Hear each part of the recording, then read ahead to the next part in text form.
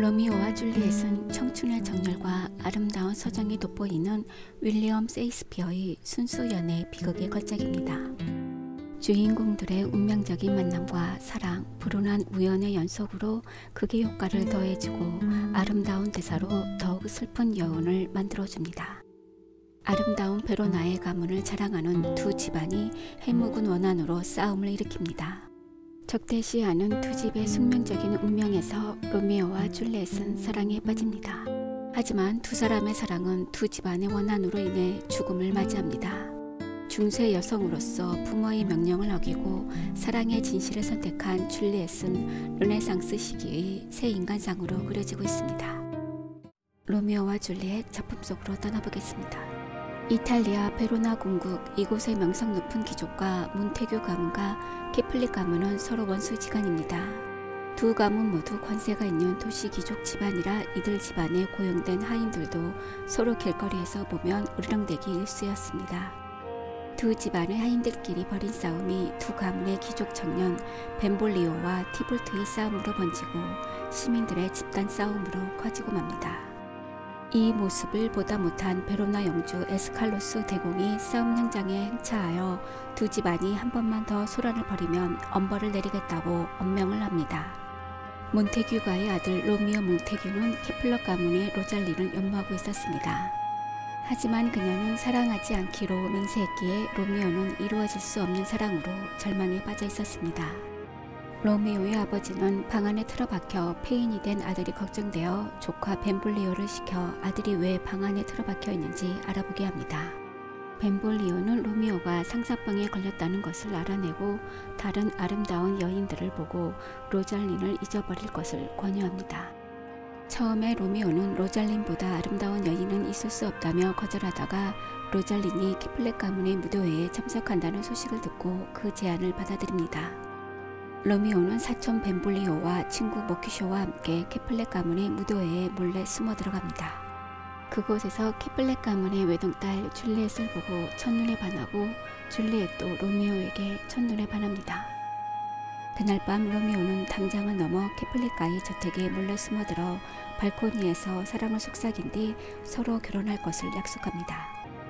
두 사람은 두 가문을 화해시킬 방법을 모색하던 로렌스 수사의 도움으로 비밀 결혼식을 올립니다. 한편 줄리엣의 사촌이자 극단적인 성격의 소유자 티볼트는 몬테규 가문의 일원인 로미오가 자기 가문의 무도회에 몰래 숨어 들어온 것을 알아챕니다. 그는 로미오를 무도회에서 즉시 처단하려 했지만 캐플렉 가문의 당주가 티볼트를 막았습니다. 어쩔 수 없이 한 발 물러난 티볼트는 이를 치욕스럽게 여겼고 로미오와 줄리엣의 비밀 결혼식 이후 거리에서 로미오, 모키쇼, 벤볼리오와 마주치자 로미오를 처단하려고 합니다. 로미오는 줄리엣의 사촌 티볼트와 차마 교투를 할 수 없었기에 싸우지 않고 좋게 넘어가려고 했습니다. 하지만 이를 남자답지 못한 행동이라고 여긴 모키쇼가 직접 티볼트와 결투를 벌입니다. 로미오는 두 사람의 싸움을 말렸지만 티볼트의 기습 공격으로 모키쇼가 치명적인 부상을 입습니다. 모키쇼는 몬테규 가문과 캐플렉 가문에 저주를 내리고 로미오를 원망하면서 죽어갑니다. 로미오는 친구의 죽음에 분노하여 자신의 행동을 크게 뉘우치며 복수를 다짐하고 얼마 되지 않아 티볼트를 죽이고 맙니다.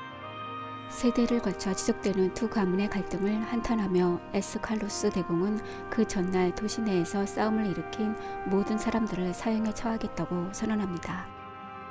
로미오 역시 사형에 처해질 운명이었으나 대공의 자비로 만토바로의 추방 명령이 떨어집니다.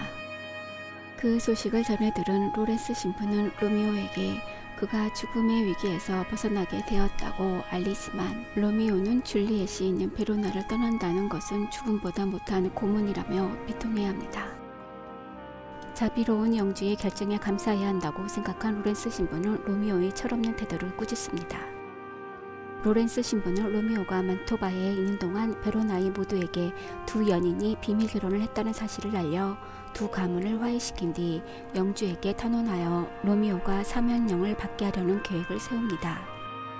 이에 로미오는 신부가 시킨 대로 줄리엣의 방으로 가 처음이자 마지막인 하룻밤을 보낸 뒤 로미오는 영주의 명을 이행하기 위해 만토바로 향합니다. 그러나 줄리엣의 아버지는 줄리엣을 파리스 백작에게 시집보내기로 마음먹습니다.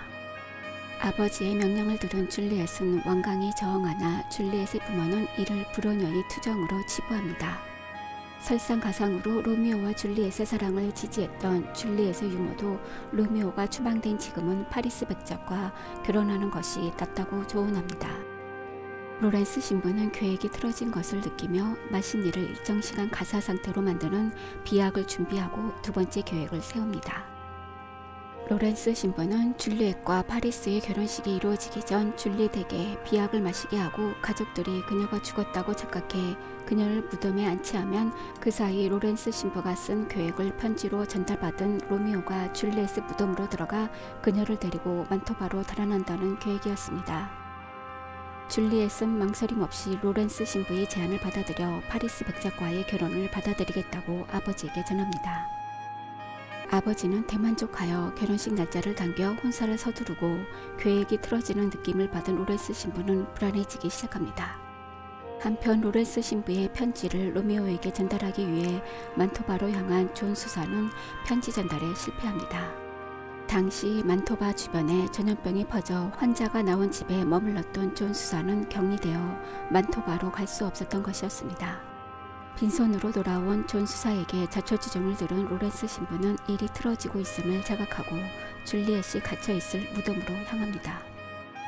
로미오가 돌아오기 전에 관뚜껑을 열고 줄리엣을 자신의 방에 데려올 생각이었지만 이미 몬테규 가문의 하인이 줄리엣이 죽었다는 사실을 로미오에게 알린 상태였고 소식을 전해들은 로미오는 독약을 사서 줄리엣의 무덤으로 향합니다. 오 로미오 로미오님, 왜 이름이 로미오인가요? 그대의 이름만이 내 원수예요. 몬테규 가문이 아니어도 그대는 그대일 뿐 몬테규가 무엇이지? 손도 발도 아니고 팔이나 얼굴이나 사람 몸 가운데 어느 것도 아니에요. 오 제발 다른 이름이 되어주세요. 이름이란 무엇일까? 우리가 장미라 부르는 건 다른 어떤 이름을 붙여도 같은 향기가 날 거예요. 로미오라 안 불러도 호칭 없이 소유했던 그 귀중한 완벽성을 유지할 거예요. 로미오, 그 이름을 벗어요. 그대와 상관없는 그 이름 대신에 나를 다 가지세요. 시대적 배경을 알아보겠습니다. 1597년에 쓴 작품으로 16세기 이탈리아 베로나를 배경으로 한 작품입니다. 이 시대는 르네상스 시대로 불리며 옛 그리스도와 로마의 문학, 사상, 예술을 본받아 인간 중심의 정신을 되살리려 했습니다.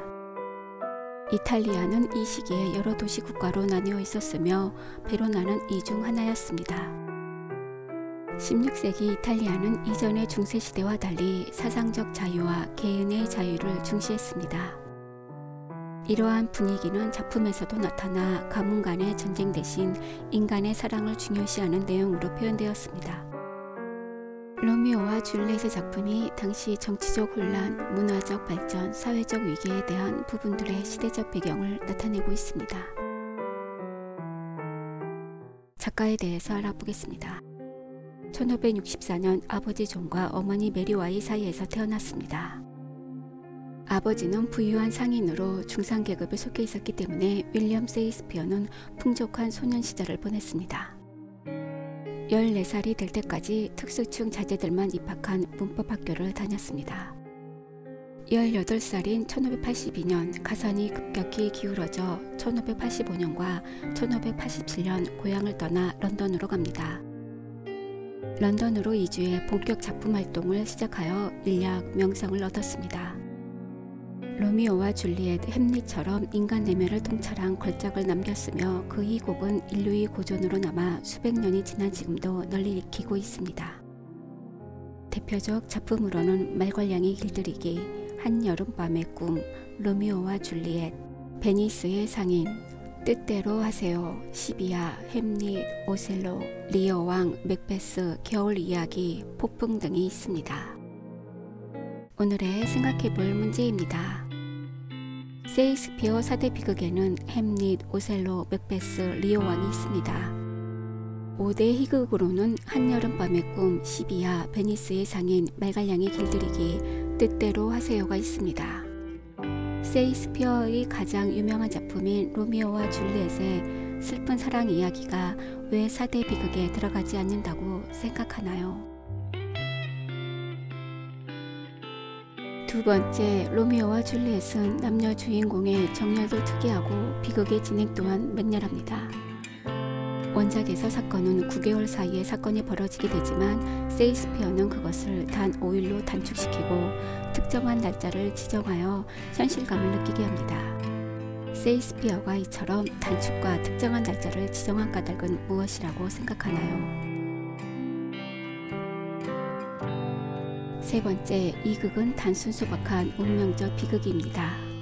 원수지간인 두 집안에서 아군을 타고 태어난 두 남녀의 비극은 누구의 악의에 의해서가 아니라 우연에 의해 출애됩니다. 우정이 두터운 로미오, 정절한 줄리엣, 아가씨의 행복만을 위하는 유모, 양가의 화해를 기도하는 로렌스 신부 등 등장인물들은 주어진 환경의 선인입니다. 이러한 선인들에 의해 빚어지는 비극은 무엇을 더 빛나게 보이게 한다고 생각하나요?